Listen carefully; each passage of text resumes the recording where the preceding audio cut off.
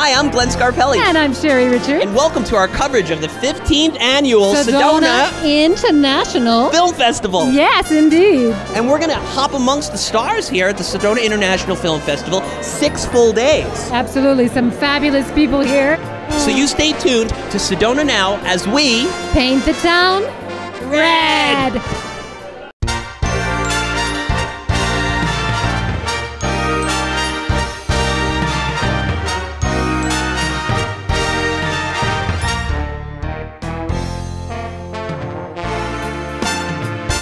I'm standing here with two Hollywood heavyweights, Jane Seymour and James Keach. Thank you so much for being with us this evening. You're welcome.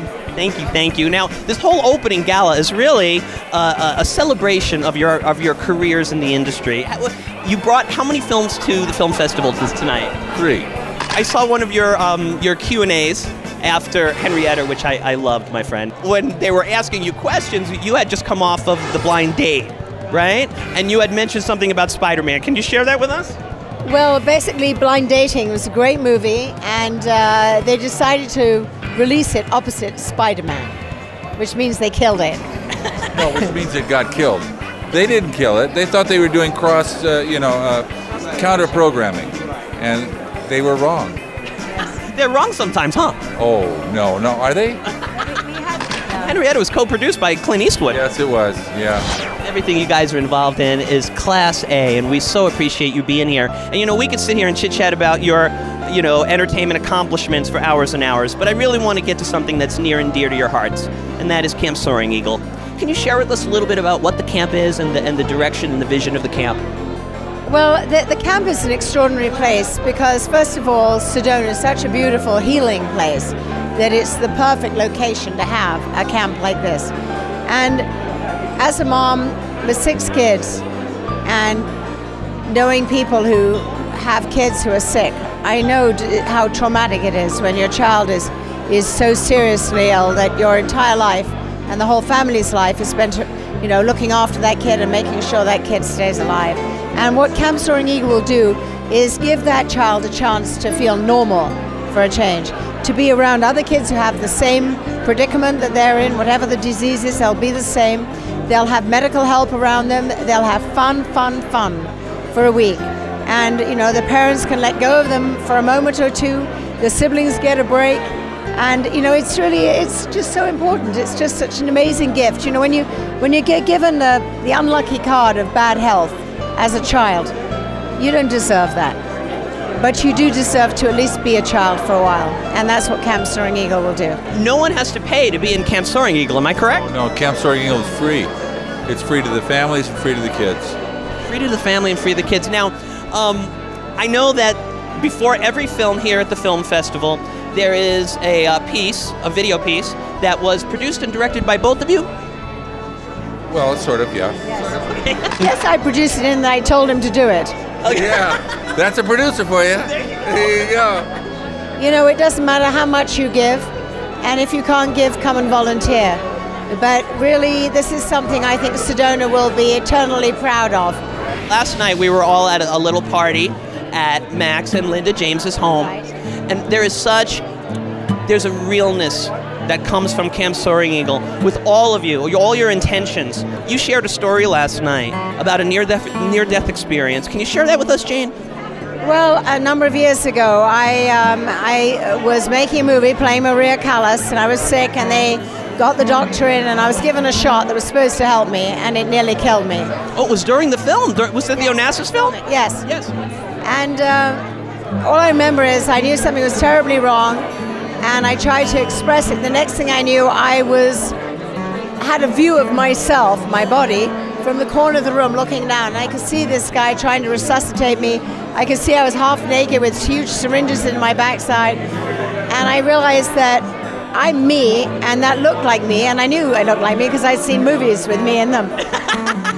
Not always with your clothes on. Not many of us get to see ourselves from a distance, but that is true.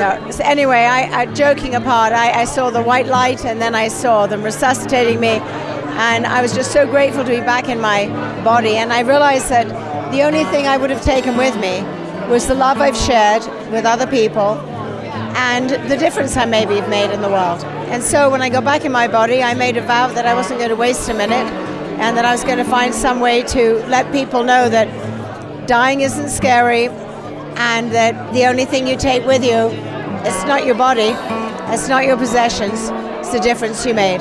That's a beautiful segue, talking about your heart, because I want to talk about open heart jewelry. Your jewelry is incredibly successful. I know that it went through the roof at Christmas, it went through the roof again at Valentine's Day. Tell us a little about the inspiration, and maybe give homage to your mom, because I know you shared that story last night. Yes, well, my mother survived a lot of things in life, including in World War II. She was 3.5 years, she was a prisoner of war in a Japanese camp in Indonesia. And Indonesia? Yes, and she was Dutch. And she always used to tell me that when times are tough and you feel something's insurmountable in your life, go out and help somebody else, and your problems will dissipate. And she's absolutely right. Well, she also told me that you can only ever love if you open your heart. In other words, when you love someone or something, you have to understand that it'll change, it'll grow, and that you have to be able to forgive other people and yourself. And that so if your heart is open, you can give and receive love. And that if your heart is open, love will always find its way in. And so anyway, I made myself a piece of jewelry of this painting I'd done when my mom was suffering from a stroke and we knew she was dying. And I wore it when I did Dancing with the Stars. And then people said, what's that funny thing? And then randomly one day the people from K Jewelers saw it and they said, we love this, can we do something? And I said yes, on the condition that we somehow encourage and inspire people to realize the message that this could be like a universal symbol of giving and receiving love. That is so beautiful. And I know Kay Jeweler also donated some pieces this evening that the proceeds go to Camp Soaring Eagle. 100%. They gave a whole bunch of pieces from Kay, and now we're at Jared's as well. And if you forget any of those fancy names, you go to janeseymour.com and you can see it all there.